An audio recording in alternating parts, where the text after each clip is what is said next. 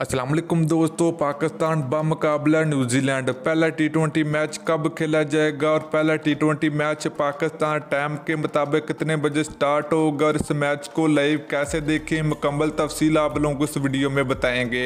तो दोस्तों आप लोग नीचे कमेंट सेक्शन में कमेंट करके ज़रूर बताना कि पाकिस्तान और न्यूजीलैंड के दरमियान टी20 सीरीज़ कौन सी टीम जीतेगी, पाकिस्तान टीम जीतेगी या फिर न्यूजीलैंड क्रिकेट टीम जीतेगी। तो आप लोगों ने ज़रूर बताना। तो प्यारे से भाइयों, अगर आप चैनल पर पहली मरतबा तो बड़े बेबानी बिल्कुल फ्री में चैनल को सब्सक्राइब करके साथ लगी बेल आइकन जरूर प्रेस कर दें। तो चलिए दोस्तों, बगैर कोई आपका कीमती वक्त ज़ाया किए आपको बताते चले कि पाकिस्तान और न्यूजीलैंड के दरमियान पहला टी20 मैच 18 दिसंबर 2020 को खेला जाएगा। तो ये मैच पाकिस्तान टाइम के मुताबिक दिन के 11 बजे स्टार्ट होगा।